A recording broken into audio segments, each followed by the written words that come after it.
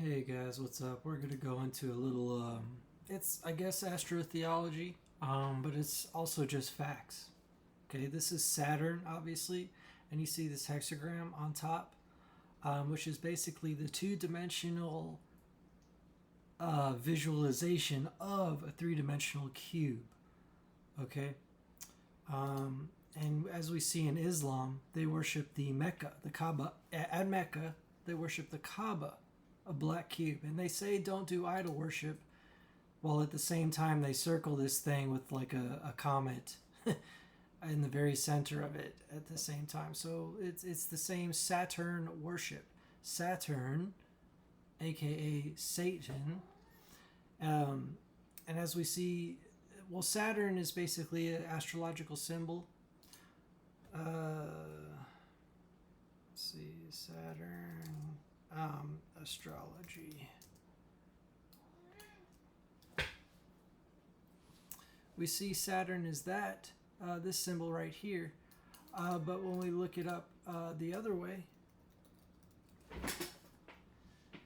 Jupiter is a number 4. So Saturn is Jupiter upside down, and Jupiter represents Pisces and psychic abilities, and Saturn represents Capricorn and Aquarius, mostly Capricorn in my estimation, and skepticism. So when we see here that Saturn is actually the eater of his own children, it's not looking good for Saturn and those Capricorn archetypes. See, Capricorn is only ruled by Saturn, whereas Aquarius is ruled by Saturn and Uranus. So there's a conflict there. We take a look at Saturn here. The very top is a hexagram, okay? And let's get into the rings really quick, okay? There's this guy, Norman Bergram, made a book called Ring Makers of Saturn, that Jordan Maxwell introduced me to. And you can see right here, there's a spaceship or some kind of light that is purposefully creating or generating these rings. So the implications are that Saturn is inhabited, and Saturn is, the rings are artificially made. It's not a naturally produced like asteroid belt or something like that. And so what Jordan Maxwell, thinks it might be is, like we have satellites on Earth, 100 feet long to see the stars.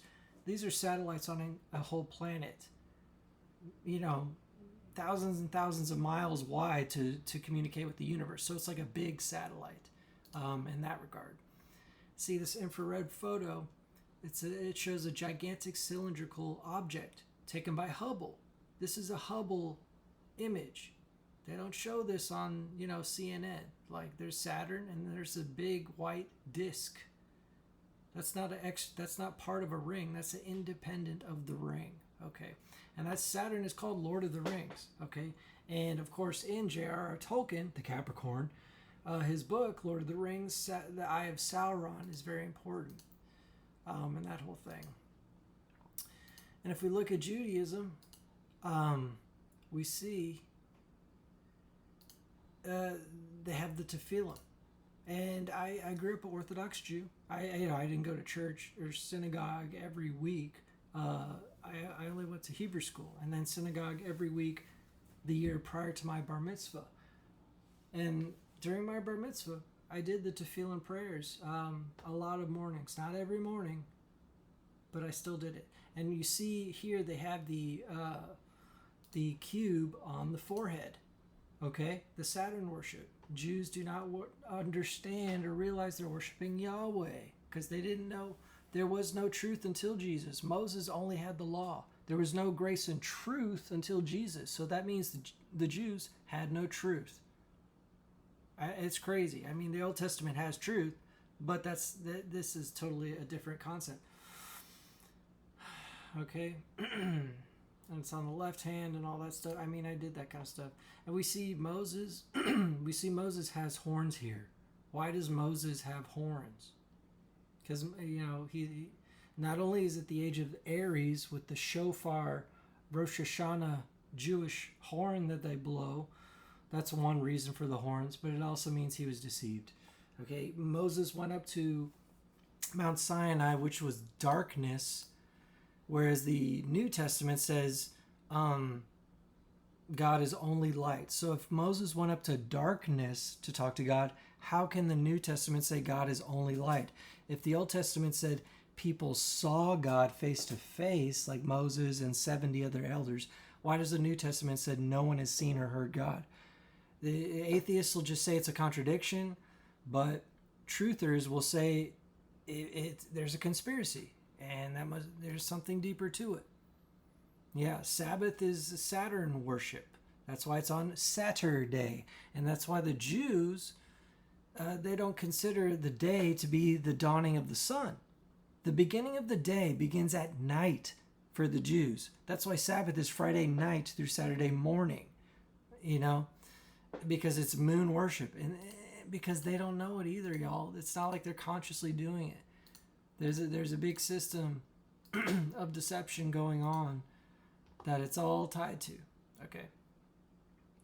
And, you know, all you have to do is change your mind. All you have to do is change your beliefs. All you have to do is grow up. Like that Einstein quote, you know, the true sign of intelligence is learning what to change. Yeah, well, religion, you know, but as Nietzsche says, people who don't want to think have religion, and people who want truth, you know, they do their own thing. But ironically, the scriptures are still showing truth when I do my own thing. So I'm you know, confirming that. Anyway, just look at that. When we first went to over Saturn in the 70s, the NASA scientists said, oh, that hexagram is just a coincidence. But when we went back over in the 90s or the 2000s and saw it again, that was proof that, oh, it wasn't just a random event. It is consistent. It's always there. Saturn is the hexagram, is the black cube, is the Satan worship, and there's aliens here, and the Yahweh beast is running this fucking world until the Elohim, true God, you know, saves us from it. Luke 24:36, Jesus says, pray that you escape what's coming on the earth. Okay? And all these Satanists who think they're, you know, gonna go to heaven, well, this is your fate. You Illuminati Satanist scum. Did the devil promises you the world and just devours you in the end because it was all towards his ends, you know? I hope it was worth it.